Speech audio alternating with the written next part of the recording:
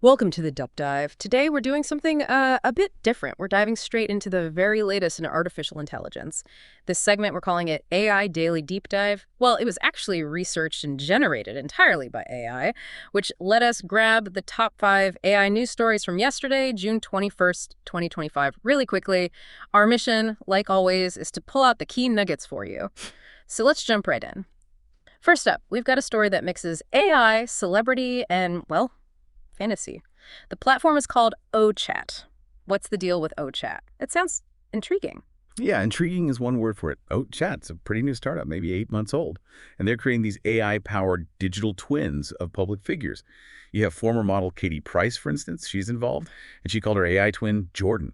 Scarily fascinating. The CEO, Nick Young, he actually described it as the love child between OnlyFans and OpenAI. Wow, okay, so OnlyFans meets OpenAI. Pretty much. Offering, quote, infinite personalized content for the subscribers. And how does that work for users and creators? I saw something about subscription fees. Right, so you, the user, might pay somewhere between, say, $4.99 and almost $30 a month. For that, you get texts, voice notes, images from this AI twin. And the creators, like Katie Price, they get a pretty big slice, 80% cut. It's pitched as unlimited passive income. Unlimited passive income sounds appealing, but there have to be some concerns here, ethically speaking. Oh, absolutely. Huge ethical questions are being raised. We're talking simulated intimacy, the risk of people getting emotionally dependent on an AI, potential for exploitation, too. Some experts are already using the term algorithmic theater. Algorithmic theater, meaning it looks real, but it's all programmed. Exactly. Interactions designed to feel authentic, but they're just algorithms. Plus, what if these AI avatars start making things up, hallucinating, or get hacked? Big reputational risks there. Okay, that's a lot to unpack. Let's pivot from AI relationships to AI and creativity. This next story involves the YouTube megastar MrBeast and an AI tool for thumbnails. Yeah, this caused quite a stir. He worked with a company called ViewStats on this tool. The idea, supposedly, was to help smaller creators, let them emulate thumbnail designs that are known to work well. Sounds helpful on the surface, but I gather it didn't go over smoothly. Not at all. Big YouTubers like JackSepticEye, PointCrow, they spoke out pretty strongly. They argued it was just mimicking existing styles, maybe even using creators' intellectual property without asking, basically devaluing the creative work that goes into designing a unique thumbnail. And MrBeast responded. Did he manage to smooth things over? He responded very quickly, yeah, clarified how it was supposed to be used, and he promised significant changes, like making sure creators could only use it on their own content.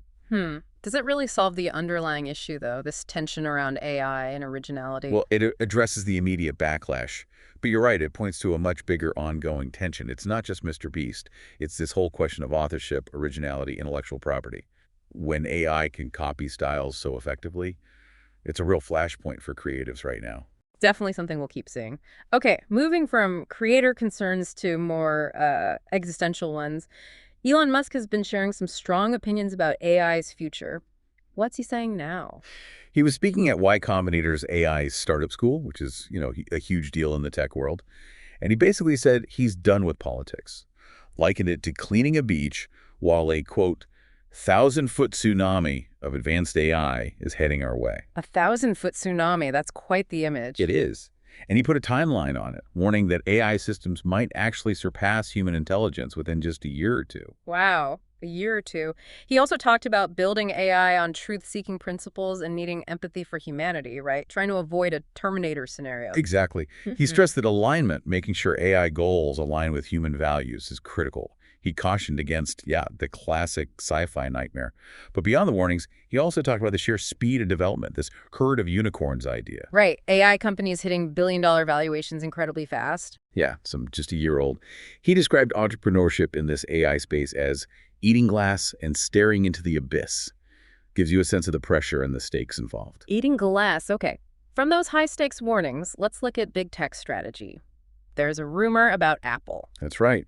Apple is reportedly, and this is still early stages, looking into acquiring Perplexity AI. Perplexity AI. They're known for their AI search engine, correct? Exactly. They have strong AI-powered search capabilities. And for Apple, this could be, multi-purpose. It could boost Apple's own AI development, bring in top AI talent, and, maybe crucially, lessen their dependence on Google for search. Especially with that Google search deal facing antitrust scrutiny. Precisely. That multi-billion-dollar deal is under a microscope. So bringing search capabilities in-house, or at least closer, makes a lot of sense strategically. And this could finally give Siri the boost it needs. It's kind of lagged behind, hasn't it? It really has. So yes, integrating Perplexity's tech, or even just the talent, could be a major step in making Siri and Apple's broader AI ecosystem much more competitive. It really signals Apple wanting more control, more independence in the AI race. Interesting move to watch. Okay, our final story today offers a really unique perspective. It's from cartoonist Paul Pope. Yeah, Paul Pope. He's celebrated for his very analog hand-drawn style, but he does use AI, interestingly enough. For research, I read. But he's still critical. Very critical. He called AI, and this is a quote, sociopath personal assistant that doesn't mind lying to you. Ha! Okay, strong words. But what's his main fear about AI? It's not what you might expect from an artist. Right. That's what's fascinating. He said he's actually less concerned about having some random person create some image based on one of my drawings than I am about killer robots and surveillance and drones. Killer robots over plagiarism, that's a different priority. It is. He's thinking bigger picture, societal control, physical threats. He even advocated for AI for peace, comparing it to the old Atoms for Peace idea. So while acknowledging the job fears artists have, his bigger worry is misuse on a geopolitical or military scale. Seems like it. He still believes human creativity, a unique voice, is ultimately irreplaceable. He urges artists to develop that distinctiveness, something AI can't just replicate. What a range of stories today. A real deep dive into just how fast AI is moving and touching everything. We went from AI girlfriends and thumbnail wars to, existential warnings and corporate chess moves. It really shows how AI isn't just one thing, is it? It's reshaping intimacy, creativity, business strategy, even our fears about the future. And it brings up this huge question, doesn't it? As AI gets more and more capable, how do we actually manage it? How do we balance all that potential with the very real ethical, societal challenges it throws at us for everyone involved? Definitely something for all of us to think about this week. Thank you for joining us on the deep dive.